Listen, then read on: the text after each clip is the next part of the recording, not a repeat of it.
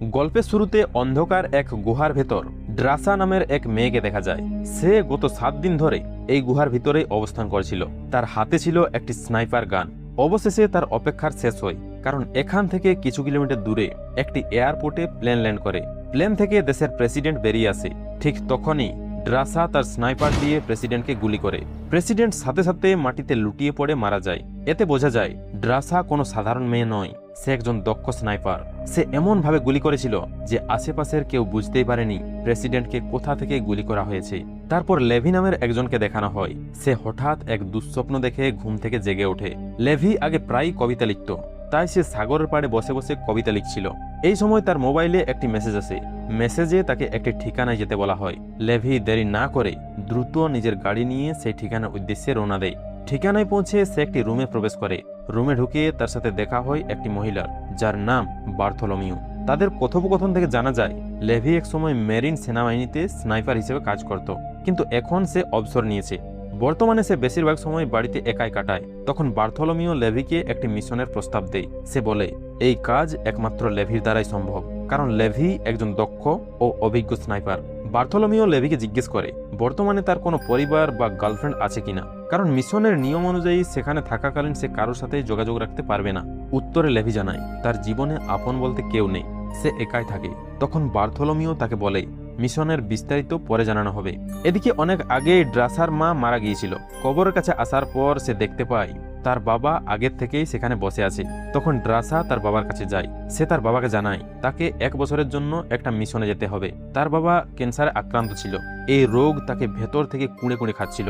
তার বাবা বুঝতে পারছে তার আর বেশি দিন বাঁচার সময় নেই। সে এই জীবন থেকে দ্রুত মুক্তি পেতে চায়। তার বাবা ড্রাসাকে জানায় যদি সামনের ভ্যালেন্টাইনের আগে তার মৃত্যু না হয়, তাহলে ভ্যালেন্টাইনের দিন সে নিজেই সুইসাইড করবে। ড্রাসা অনেক বোঝানোর চেষ্টা করে, কিন্তু তাতে কোনো লাভ হয় না। তার বাবা নিজের সিদ্ধান্তে অটল থাকে। তখন ড্রাসা তাকে জানিয়ে দেয় আজকের পর আর তাদের দেখা হবে না। সে তার বাবাকে গুড বাই জানিয়ে এখান থেকে চলে যায়। এদিকে লেভিকে অজ্ঞান করে রাখা হয়েছিল। যখন তার জ্ঞান ফিরে আসে, তখন সে নিজেকে একটা প্লেনের ভিতরে দেখে, কিন্তু সে তখনও জানতো না যে তাকে মিশনের জন্য ঠিক কোথায় নিয়ে যাওয়া হচ্ছে। তখন সে প্লেনের এক স্টাফকে জিজ্ঞেস করে, কিন্তু স্টাফ তাকে জানায় এই ব্যাপারে কিছু বলা সম্পূর্ণ নিষেধ। এরপর প্লেনের পাইলট লেভির কাছে এসে জানায় সে তার গন্তব্যের কাছাকাছি চলে এসেছে। পাইলট তাকে বলে খুব শীঘ্রই ল্যান্ড করতে হবে। পাইলট এটাও জানিয়ে দেয় ল্যান্ড করার পর লেভিকে 32 কিলোমিটার পায়ে হেঁটে যেতে হবে, তাহলেই সে মিশন এরিয়ায় পৌঁছে যাবে। এরপর লেভিকে একটা প্যারাশুট দেওয়া হয়। লেভি তখন প্লেন থেকে জাম্প করে ধীরে ধীরে নিচে নেমে আসে। নিচে নেমে সে পায়ে হেঁটে রওনা দেয়। এইভাবে হাঁটতে হাঁটতে প্রায় 2 দিন কেটে যায়। অবশেষে সে সেই জায়গায় পৌঁছে যায় যেখানে তার মিশনের আসল কাজ শুরু হবে। সেখানে গিয়ে তার প্রথম সাক্ষাৎ হয় জেডি নামে এক ব্যক্তির সাথে। জেডি লেভিকে নিয়ে একটি ওয়াচ টাওয়ার দিকে যায়। সেখানে গিয়ে জেডি লেভিকে বলে আগামী 1 বছর ধরে তোমাকে এখানেই থাকতে হবে। জেডি জানায় সেও এখানে 1 বছর ধরে কাজ করেছে, কিন্তু এখন তার সময় শেষ হয়ে গেছে, তাই এবার এই দায়িত্ব লেভির উপর পড়েছে। তখনও লেভি বুঝতে পারছিল না আসলে তাকে ঠিক কি কাজ করতে হবে। তাই সে জেডিকে জিজ্ঞাসা করে। জেডি তাকে জানায় এই 2 পাহাড়ের মাঝখানে বিশাল বড় একটা খাদ আছে। এই জায়গাটার নাম গডস। তোমাকে এই জায়গাটাই পাহারা দিতে হবে। এরপর জেডি লেভিকে এখানকার সব নিয়ম কানুন ভালোভাবে বুঝিয়ে দেয়। সে জানায় পুরো মাসে লেভি একবারই শুধু তাদের সঙ্গে যোগাযোগ করতে পারবে। আর লেভির এই টাওয়ারের নাম ওয়েস্ট টাওয়ার। অন্যদিকে আরেকটি টাওয়ার আছে যার নাম ইস্ট টাওয়ার, কিন্তু লেভির কোনোভাবেই ওই ইস্ট টাওয়ারের কারোর সঙ্গে যোগাযোগ করার অনুমতি নেই। তাকে শুধু তার নিজের মিশনই পুরো মনোযোগ দিতে হবে। আর ইস্ট টাওয়ারের মানুষও এখানকার মতোই একই কাজ করবে। লেভির মূল কাজ ছিল এই জায়গাটাকে পাহারা দেওয়া। এই পুরো জায়গাটায় সব ধরনের অস্ত্রের ব্যবস্থা করা হয়েছে। চারপাশে শক্ত জাল দিয়ে সিকিউর করা হয়েছে, সাথে সেখানে ল্যান্ডমাইনও বসানো হয়েছে। তাছাড়া কিছু ক্লক নামে স্যাটেলাইট জামারও লাগানো হয়েছে, যাতে কোনো স্যাটেলাইট এই জায়গার অবস্থান খুঁজে না পায়। এমনকি গুগল ম্যাপেও যেন এই জায়গার দেখা না যায়। জেডি তাকে আরো জানিয়ে দেয় আগামী 1 বছর ধরে সে বাইরের কারোর সাথে যোগাযোগ করতে পারবে না। এছাড়াও এখানে কিছু অটোমেটিক বুলেট গানও রাখা হয়েছে, যেগুলো থেকে যদি গুলি শেষ হয়ে যায় তাহলে লেভিকেই সেগুলো রিলোড করতে হবে। আর নিচের মাটিতে অসংখ্য মাইন পুঁতে রাখা হয়েছে। তাদের মধ্যে কোনো মাইন নষ্ট বা ডিসপোজ হয়ে গেলে সেটাও নতুন করে বসানোর দায়িত্ব থাকবে লেভির। কিন্তু তবুও লেভির মাথায় একটা প্রশ্ন ঘুরছিল, আসলে তার মিশনটা কি। সে আবারও জেডিকে জিজ্ঞেস করে এখানে আসা লোকজনকে কি শুধু গর্জের কাছ থেকে দূরে রাখাই তার কাজ। তখন জেডি তাকে জানায় না, তোমার কাজ হচ্ছে গর্জের ভেতর যেসব জিনিস লুকিয়ে আছে সেগুলো যেন উপরে আসতে না পারে, সেই দিকটাই নজর রাখা। এই কথা বলার সাথে সাথেই জেডি তার হাতে থাকা ছোট একটি বোমা খাদে ছুড়ে মারে। বোমাটা পড়তেই খাদ থেকে খুব ভয়ঙ্কর শব্দ আসে। এই শব্দগুলো কোনো মানুষের ছিল না, বরং মনস্টারের মতো শোনাচ্ছিল। এতেই বোঝা যায় গর্জের ভিতরে নিশ্চয়ই খুব ভয়ঙ্কর কিছু লুকিয়ে আছে। তারপর জেডি বলে এই জিনিসগুলোর নাম হলো হলোম্যান, আর যেভাবেই হোক লেভির দায়িত্ব হচ্ছে এগুলোকে যে কোনোভাবে উপরে উঠে আসা থেকে আটকানো। জেডি জানায় 1940 সালে 3টা ব্যাটালিয়নের 2400 জন সৈন্য এই হলোম্যানদের ধ্বংস করতে গর্জের মধ্যে গিয়েছিল, কিন্তু তারা আর কোনোদিনও ফিরে আসেনি। তারপর জেডি লেভিকে স্ট্রিট এলার্মের ব্যাপারে জানায়। সে বলে যদি কখনো এই এলার্ম বেজে ওঠে তবে লেভিকে আর কিছু ভাবার দরকার নেই, তাকে তখনই সবকিছু ফেলে এখান থেকে পালিয়ে যেতে হবে। আসলে জেডিও জানতো না পুরো ব্যাপারটা কি, সে শুধু যেটুকু জানতো সেটাই লেভিকে বলছিল। এদিকে কথা বলতে বলতে তারা পূর্ব দিকে টাওয়ারের দিকে তাকায়, দেখে যে ওখানেও নতুন কাউকে বদলি করে আনা হয়েছে, কারণ আগের জনের মেয়াদ শেষ হয়ে গেছে। তারপর জেডি লেভিকে খাবারের ব্যাপারে জানায়। সে বলে এখানে তার জন্য 1 বছরের খাবার রেখে দেওয়া হয়েছে, যদি ইচ্ছে হয় তবে সে জঙ্গলেও শিকার করতে পারবে। এরপর জেডি এটাও খোলাসা করে বলে এই জায়গাটা বিগত 75 বছর ধরে গোপন রাখা হয়েছে, বিশ্বের কেউই জানে না এই জায়গার কথা, তাদেরকে এটাকে গোপন রাখতেই হবে। সবকিছু বুঝিয়ে দেওয়ার পর জেডি লেভিকে বিদায় জানায়। তারপর সে বাড়ি ফেরার জন্য নির্দিষ্ট স্থানে যায়। ওখানে একটি হেলিকপ্টার আসে তাকে নিতে। একটা দড়ি ফেলে জেডিকে উপরে তোলা হচ্ছিল, তখন সেখানে থাকা এক অফিসার প্রথমে তার আইডেন্টিটি ভেরিফাই করে। ভেরিফিকেশন শেষ হতেই সে জেডিকে গুলি করে মেরে ফেলে। এটাই ছিল এই মিশনের কঠিন নিয়ম। এই জায়গা এতটাই সিক্রেট যে এখান থেকে কেউই বেঁচে ফিরে যেতে পারে না, যার কাজ শেষ তার জীবনও শেষ। তারপর আমরা দেখি লেভি তার কাজ শুরু করেছে। তাকে যা যা করতে বলা হয়েছিল সে ঠিক সেগুলোই করছিল। সে অটোমেটিক বন্দুকগুলোর গুলি রিলোড করে নিচ্ছিল, তারপর পুরো এরিয়া ভালোভাবে পর্যবেক্ষণ করছিল।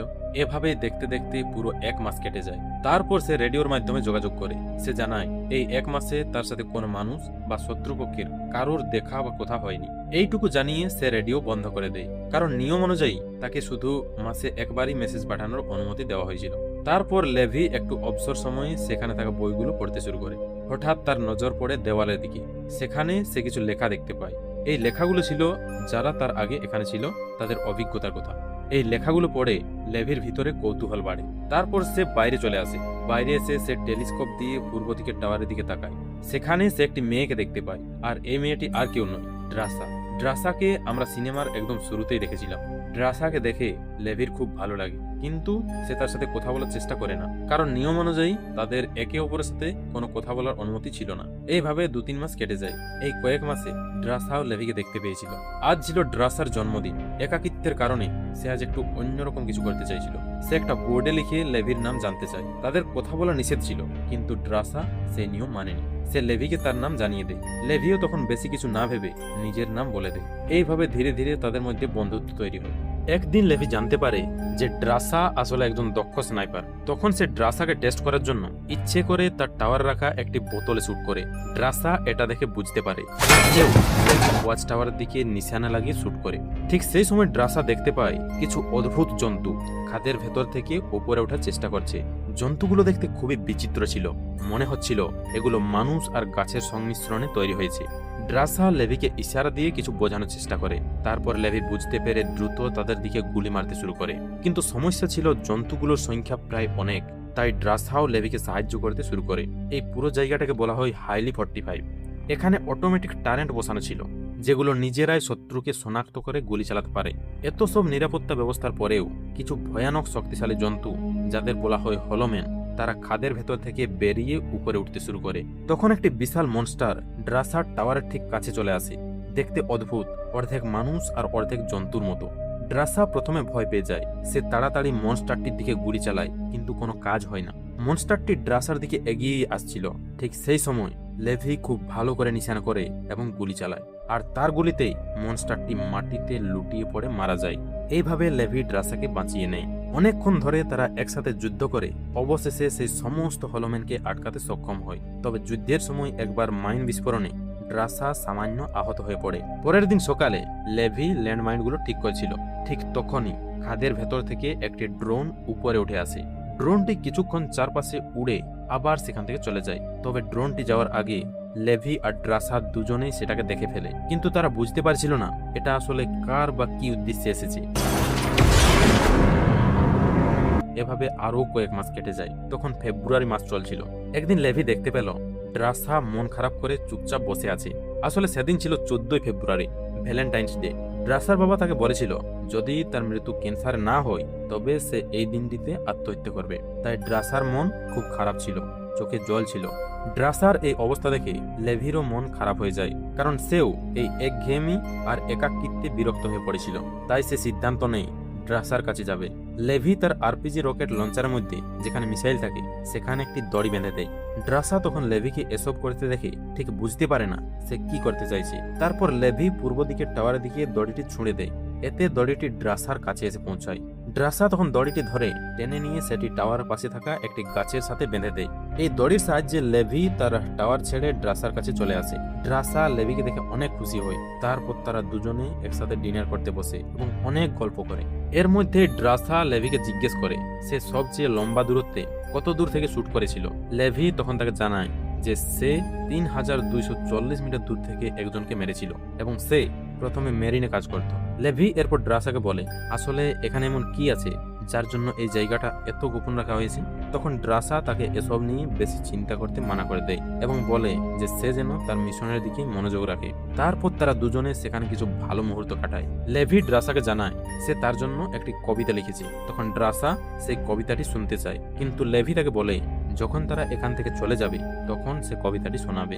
সকাল হলে লেভি তার টাওয়ারে ফিরে যাওয়ার জন্য প্রস্তুতি নিতে থাকে। মাঝপথে যাওয়ার সময় হঠাৎ সে দেখতে পায় কিছু মনস্টার তার টাওয়ারের উপরে ওঠার চেষ্টা করছে, কিন্তু সেখানে মাইন বসানো ছিল। তাই মাইন অ্যাক্টিভেট হয়ে বিস্ফোরণ ঘটে। বিস্ফোরণের কারণে লেভির রশিটা আগুনে পুড়ে ছিঁড়ে যায় এবং সে খাদের মধ্যে পড়ে যায়। এদিকে ড্রাসা এই দৃশ্য দেখে আর এক মুহূর্ত দেরি না করে তার প্যারাশুট আর সব জিনিসপত্র নিয়ে কিছু না ভেবেই সে খাদের মধ্যে লাফ দেয়। কিন্তু তার ল্যান্ডিংটা খুব খারাপ হয়, ফলে তার ব্যাগ থেকে অ্যাসেন্ডার অর্থাৎ যেটার সাহায্যে তারা আবার উপরে উঠতে পারবে সেটা হারিয়ে যায়। অনেক কষ্টে ড্রাসা নিজেকে বাঁচিয়ে খাদের কিনারায় চলে আসে। এদিকে লেভি এক গাছের ডালে ঝুলছিল। হঠাৎ সেখানে বড়সড় একটা পোকা এসে তাকে আক্রমণ করে, যার কারণে লেভি নিচে পড়ে যায়। সেখানে গাছের শিকড়ের মতো বড় বড় সূচালো দাঁতের মতো কিছু বের হয়ে আসে, যেগুলো লেভিকে ধরে খেতে চাইছিল। কিন্তু ঠিক তখনই ড্রাসা সেখানে পৌঁছে যায় এবং লেভিকে বাঁচিয়ে ফেলে। তারপর তারা এই জায়গাটা দেখতে থাকে। তখন কিছু হলোম্যান ঘোড়ায় চড়ে এসে তাদের উপর হামলা করে দেয়, যাদের দেখতে আরো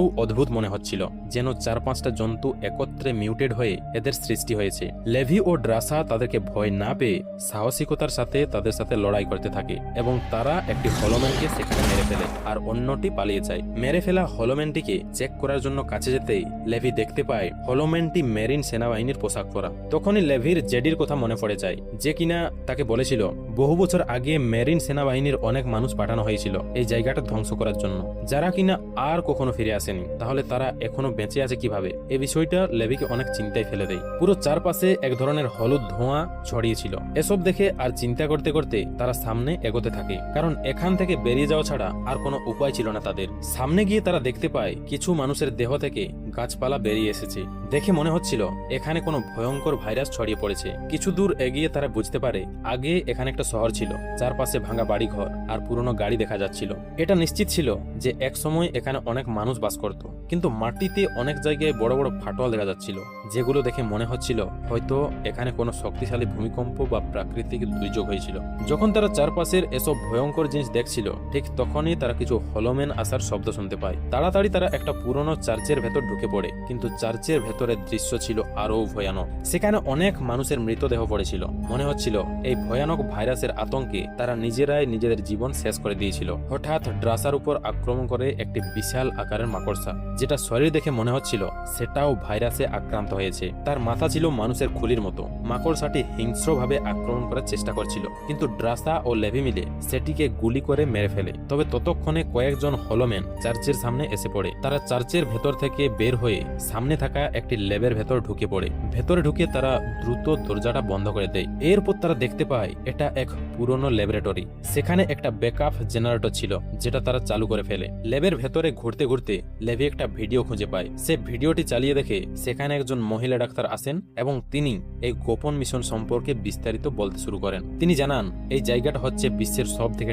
টপ সিক্রেট মিলিটারি ল্যাবরেটরি। এখানে গোপনে বিশ্বের ইস্ট ও ওয়েস্ট শক্তিধর দেশগুলো একসাথে মিলিত হয়ে এক ধরনের বায়োলজিক্যাল অস্ত্র তৈরির কাজ করছিল।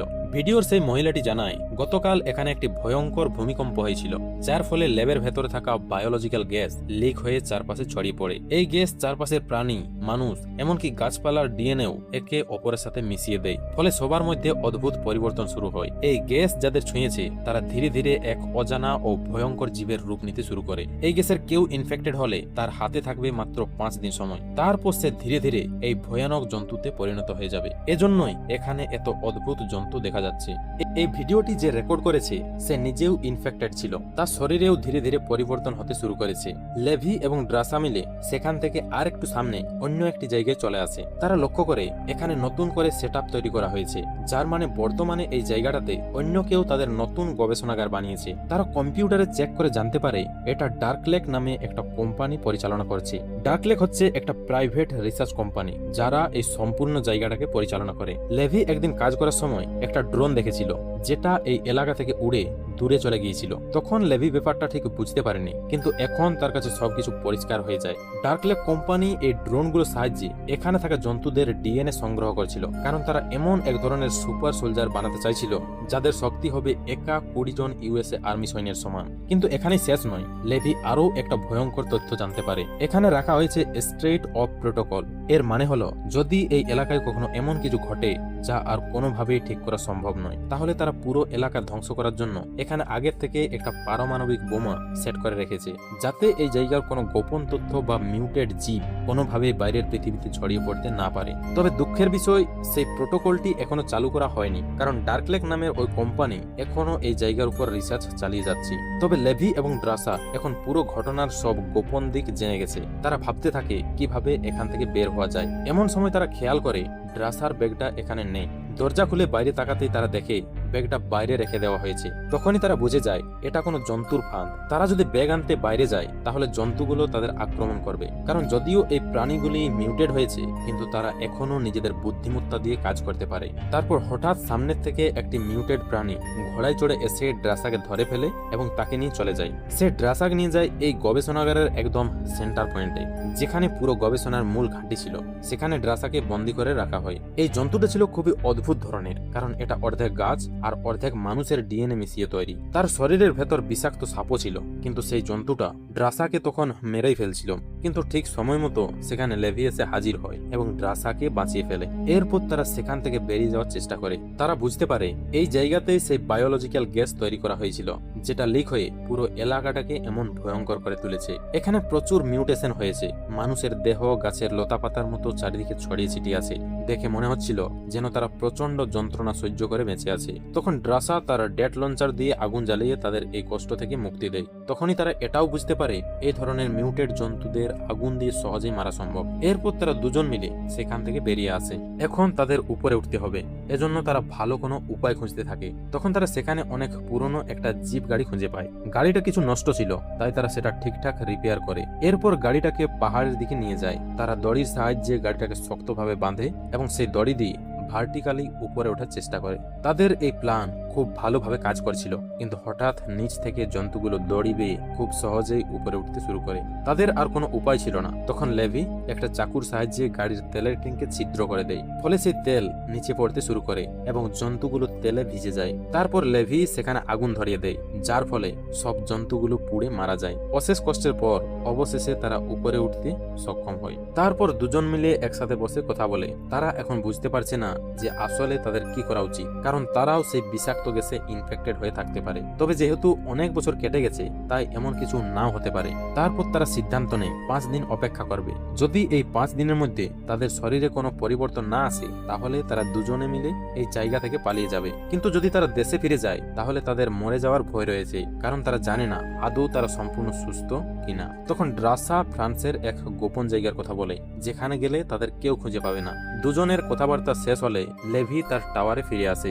কিছুক্ষণ পর তাদের কোম্পানির বস বার্থোলোমিও তাকে ফোন করে। সে লেভিকে জিজ্ঞেস করে তাদের রিচার্জ টোন কম্পিউটার সিস্টেমটা যেটা অন হয়ে গেছে সেই ব্যাপারে সে কিছু জানে কিনা। আরো জানতে চায় লেভি কি ওয়েস্ট টাওয়ারে থাকা সেই লোকের সাথে কোনো যোগাযোগ করছে কিনা। তখন লেভি তাকে মিথ্যা বলে জানায় সে এসব ব্যাপারে কিছুই জানে না। যদিও বার্থোলোমিও আগেই সিসিটিভি ফুটেজে লেভি আর ড্রাসাকে একসাথে গর্জের ভেতর যেতে দেখেছে, তবুও এই ব্যাপারে সে তখন কিছুই বলে না। বার্থোলোমিও এরপর লেভিকে জানায় এখন তারা রিচার্জ টোন কম্পিউটার সিস্টেমের মাধ্যমে সৈন্যদের আরো শক্তিশালী করার প্রজেক্ট চালাচ্ছে, তাই সে আশা করে লেভি তাদেরকে সাহায্য করবে। তবে যেহেতু লেভি সেই সিস্টেমটা অন করেনি, তাই বার্থোলোমিও বুঝে যায় ওয়েস্ট টাওয়ারে থাকা সেই মানুষটি এটা চালু করেছে। তাই বার্থোলোমিও লেভিকে আদেশ দেয় সে যেন ওয়েস্ট টাওয়ারে থাকা সেই ব্যক্তিকে মেরে ফেলে। আসলে বার্থোলোমিও ইচ্ছে করে লেভিকে কনফিউজ করার চেষ্টা করছিল, কারণ সে জানতো লেভি কখনোই কাউকে খুন করবে না। তাদের কথাবার্তা শেষ হওয়ার পর লেভির মনে হয় যে এখন তারা সবকিছু বুঝে ফেলেছে, তাই লেভিকে দ্রুত কিছু একটা করতে হবে। পরের দিন সকালে লেভি আর ড্রাসা দুজনে মিলে চারপাশে কিছু তার লাগানোর কাজ করছিল। হঠাৎ তারা দেখতে পায় একটা হেলিকপ্টার তাদের দিকেই আসছে, যেটাতে বার্থোলোমিও নিজে আর তার কয়েকজন সৈন্য রয়েছে। এটা বুঝতে তাদের দেরি হয় না যে এরা তাদের মেরে ফেলতে এসেছে, তাই দেরি না করে লেভি আর ড্রাসা দৌড়ে পালাতে শুরু করে। তাদের মারার জন্য বার্থোলোমিও কিছু ছোট ছোট টেকনিক্যাল ড্রোন পাঠায়, কিন্তু সেই ড্রোনগুলো ব্যর্থ হয়, তারা কাউকেই মারতে পারে না। অন্যদিকে লেভি এবং ড্রাসা আগেই সেই ক্রোক্স গুলোর মধ্যে বোমা সেট করে রেখেছিল, যেগুলোর জন্য এতদিন ধরে কোনো দেশের স্যাটেলাইট এই জায়গার ছবি নিতে পারতো না। এবার তারা সেই বোমাগুলোর সাহায্যে সব জামার একের পর এক ধ্বংস করে দেয়, যার ফলে এই জায়গার আর কোনো গোপনীয়তা থাকে না। উপগ্রহের মাধ্যমে এখন এই জায়গার ছবি তোলা সম্ভব হবে। তবে ঠিক তখনই একটা অ্যালার্ম বেজে ওঠে। আমরা আগেই শুনেছিলাম এই ল্যাবে একটা বিশেষ প্রোটোকলের কথা, যদি এখানে কোনো বড় ভুল হয়ে যায় তাহলে স্বয়ংক্রিয়ভাবে পরমাণু বোমা বিস্ফোরণ ঘটবে, যাতে পুরো এই এলাকা ধ্বংস হয়ে যাবে। এবং এখন সেই প্রোটোকল লেভি নিজেই অ্যাক্টিভেট করে দিয়েছে, ফলে তাদের হাতে বাঁচার জন্য মাত্র 2 মিনিটের সময় রয়েছে। এই বোমার বিস্ফোরণের রেডিয়াস হবে প্রায় 4 কিলোমিটারেরও বেশি। বার্থোলোমিও বুঝে যায় কি হতে চলেছে, তাই সে দ্রুত তার সৈন্যদের নিয়ে হেলিকপ্টার করে এই জায়গা থেকে পালানোর চেষ্টা করে। কিন্তু তখনই সেই ভয়ঙ্কর পারমাণবিক বোমার বিস্ফোরণ ঘটে। পুরো এলাকা জুড়ে বিশাল আকারের শকওয়েভ তৈরি হয়, যার প্রচন্ড ধাক্কায় তাদের হেলিকপ্টারও আকাশে ভেঙে পড়ে। সেই বিস্ফোরণের ফলে সেই পুরো গর্জ এলাকাটাই একেবারে ধ্বংস হয়ে যায়। সেখান থেকে শুধু ড্রাসাই জীবিত ফিরে আসতে পারে, কিন্তু লেভির কোনো খোঁজ পাওয়া যায় না। হয়তো সে সেই ভয়ঙ্কর বিস্ফোরণ থেকে বাঁচতে পারেনি। ড্রাসা অনেক দিন ধরে লেভির জন্য অপেক্ষা করে। লেভি তাকে একটা চিঠি দিয়ে বলেছিল যদি কোনোদিন সে ফিরে না আসে তাহলে যেন ড্রাসা সেই চিঠিটা পড়ে। অনেক দিন কেটে যাওয়াতে ড্রাসা বুঝে গিয়েছিল যে লেভি আর বেঁচে নেই, তাই সে লেভির দেওয়া সেই চিঠিটা ওপেন করে, যেখানে লেভি তার জন্য সেই বিশেষ কবিতাটি লিখেছিল। ড্রাসা চুপচাপ সেই কবিতাটি পড়ে, চোখের কোণে জল জমে ওঠে। এরপর অনেক বছর কেটে যায়। বর্তমানে ড্রাসা ফ্রানের একটি ছোট্ট রেস্টুরেন্টে কাজ করে। হঠাৎ একদিন তার সামনে আসে একজন নতুন কাস্টমার। ড্রাসা অবাক হয়ে যায়, সেই কাস্টমার আর কেউ নয়, স্বয়ং লেভি। সে মারা যায়নি, বরং কোনোভাবে বেঁচেছিল এবং এখন অবশেষে ফিরে এসেছে ড্রাসার কাছে। ড্রাসা দৌড়ে গিয়ে তাকে জড়িয়ে ধরে। সে লেভিকে বলে, তুমি কিন্তু অনেক দেরি করে ফেলেছো। এইভাবেই এক সুন্দর হ্যাপি এন্ডিং এর মাধ্যমে গল্পটির পরিসমাপ্তি ঘটে।